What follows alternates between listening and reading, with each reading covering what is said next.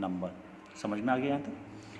Rational number के अंदर 3 category होती हैं। पहला तो होता है टर्मिनेटिंग, दूसरा होता है नॉन टर्मिनेटिंग रिकरिंग या नॉन टर्मिनेटिंग रिपीटिंग नंबर्स, और तीसरा ऐसे नंबर जिनको आप पी अपन क्यू की फॉर्म में लिख सकते हैं। अब चलिए यहाँ पे देखते हैं इंटीजर्स के बारे में। आप समझते हैं, यहाँ पे मैंने कुछ नंबर्स लिए विदाउट डेसिमल जो लिखे हुए हैं यहाँ पे। कुछ नेगेटिव नंबर हैं, कुछ जीरो है और कुछ 1 है, ये पॉजिटिव नंबर है, सॉरी। तो नेगेटिव जो नंबर्स हैं उनको आप नेगेटिव इंटीजर कहेंगे, जिसमें जीरो आ रहा है उसको आप जीरो इंटीजर कहते हैं, और जो नंबर आपके पॉजिटिव होते हैं उनको आप पॉजिटिव इंटीजर कहते हैं। अब आप ध्यान से देखें तो पॉजिटिव इंटीजर आपके 1 से स्टार्ट हो रहा है, 1 2 3 एंड सो ऑन। तो इन्हीं पॉजिटिव इंटीजर को आप नेचुरल नंबर भी तो कहते हैं ना, क्योंकि नेचुरल नंबर भी आपके कहाँ से स्टार्ट होते हैं, 1 से। तो 1 2 3 4 5 6 सो ऑन, ये भी क्या होंगे, आपके नेचुरल नंबर्स होंगे। अगर आप इन नेचुरल नंबर्स में जीरो को ऐड कर दें तो ये नंबर क्या बन जाते हैं, आपके होल नंबर, क्योंकि आपको पता है होल नंबर क्या होते हैं, आपके जीरो से स्टार्ट होते हैं। तो 0 1 2 3 4 5 सो ऑन, ये क्या होते हैं, आपके होल नंबर्स।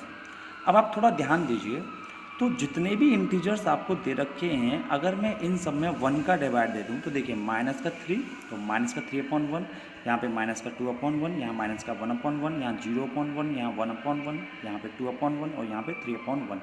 तो अगर हमने 1 का डिवाइड दिया है तो क्या इनकी कोई वैल्यू पे कोई चेंज आएगा, नहीं आएगा, क्योंकि आपको पता है 1 का डिवाइड आप किसी भी नंबर में देते हैं उसका आंसर क्या आता है, वही नंबर रहता है।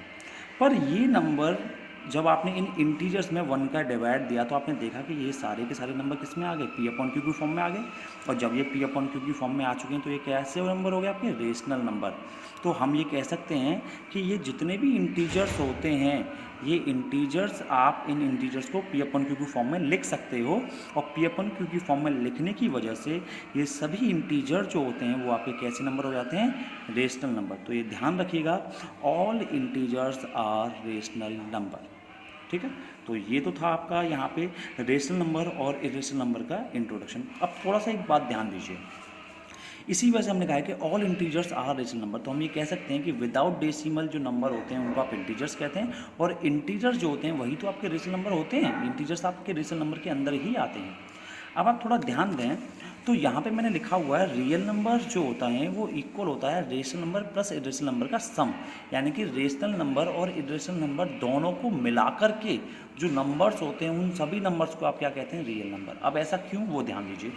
रियल नंबर्स को आपने कैटेगरी किया था, देखिए यहाँ पे 3 कैटेगरी में, इनमें से 2 कैटेगरी किसकी थी यहाँ पे, रेशनल नंबर की, और ये कैटेगरी किसकी थी, इरेशनल नंबर की। और ये एक कैटेगरी आपने इंटीजर्स की बनाई थी जो क्या है, आपके रेशनल नंबर होते हैं। तो हम ये कह सकते हैं कि ये 2 कैटेगरी और एक ये वाली कैटेगरी, ये तीनों क्या हो गई आपकी रेशनल नंबर, और ये जो अकेली कैटेगरी बचती है जो नॉन टर्मिनेटिंग नॉन रिपीटिंग होती है वो क्या होती हैं, इरेशनल नंबर।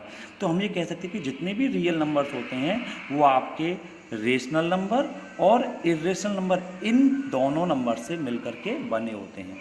इसी वजह से यहाँ पे लिखा गया है कि real numbers is the collection of rational number and irrational number.